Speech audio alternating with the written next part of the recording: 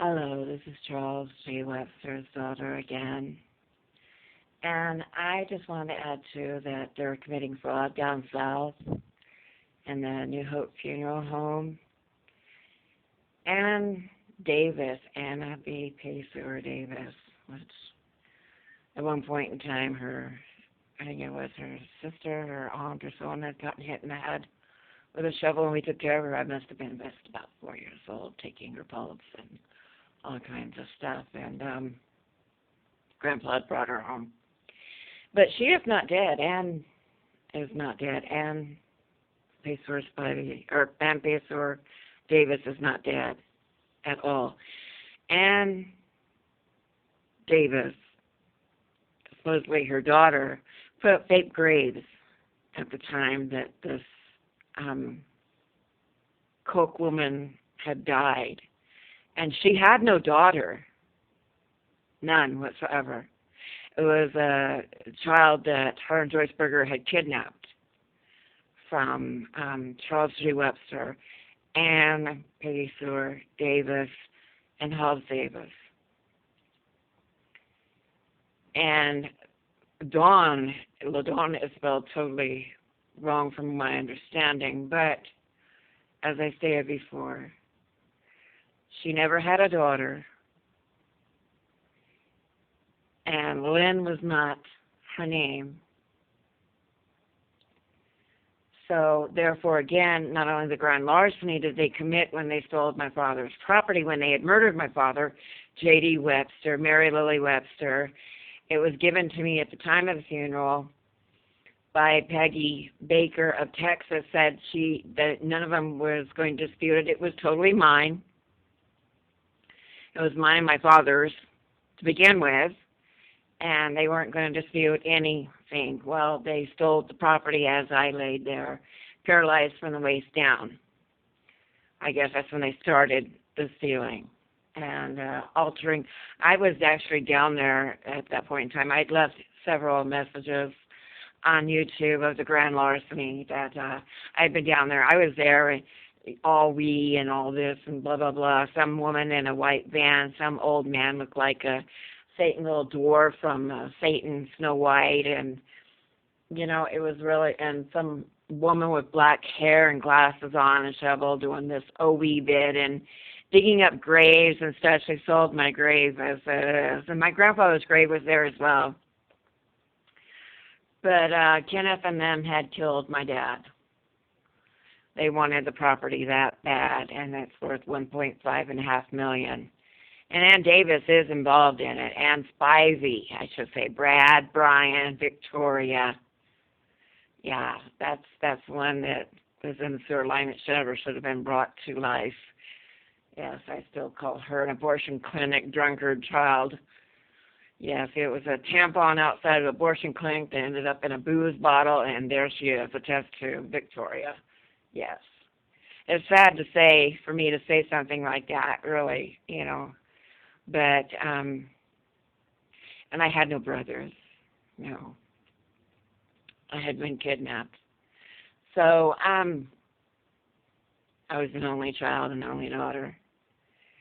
And like I said, they stole my property. They did a lot of damage to me. They want me to, obviously, they don't want me to live.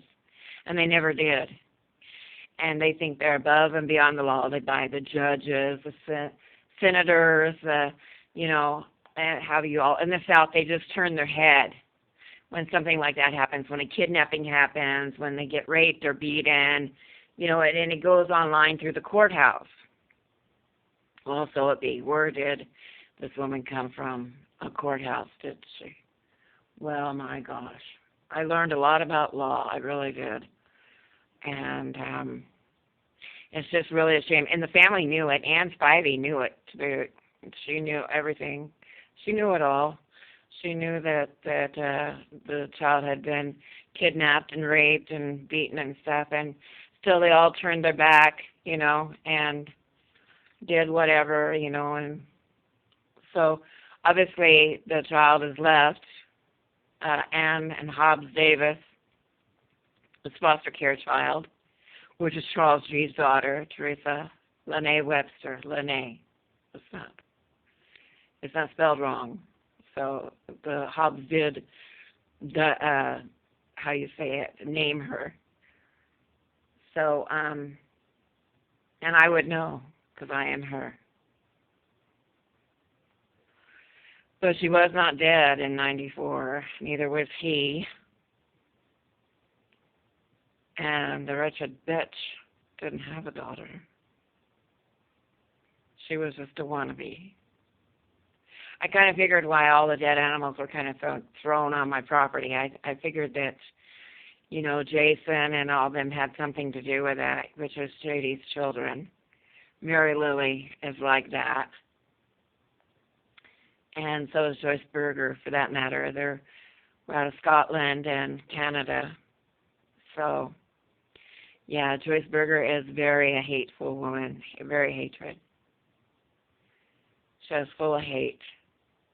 She is everything of. And she thinks it's fun to see children get beaten and raped, obviously, because she is a big contributor of it. And like I said, they turn their head down south, and they always have. Always have. When it comes to that, they do it in the system. I learned that very much. They do that in the system. That's one thing my grandfather said. You know, they're corrupt. And you don't ever bring a preacher around because all he wants is your garden, your property, your daughter, and he's a criminal. That was always it. We never believed in God. And Catherine, I don't believe. As my grandmother used to hang up the phone and say, the bitch, and she would call her name out as bitch, and I often wondered, who is this bitch? And my grandfather was kind of like chuckle, and, you know, I was like, yeah, don't say something like that. But she always called the lady bitch, so I always grew up knowing this woman's name was bitch, and I couldn't figure out which one was bitch. Well, I have a feeling that I know, and always did, and it is the one that doesn't want the children, the girls, to live. I was his angel, obviously. And they had to kill the angel, didn't they? And her little family. The sad thing was they went after the children, my children, they went after. As well as the insurance agency that, yes, won't pay me the money for the drunk driver hitting me. But she got paid, you can guarantee it. So I am therefore the target. And there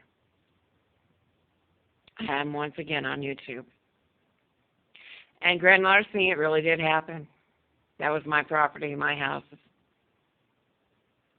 And I lived at my grandmother's as well. I don't get anything from any of them because they made sure of it. If there ever was anything left to me, they spent it, and they made sure I never got it. Made sure I never got it. Even though I did nothing wrong, they made sure I never got ahead in life. I never got.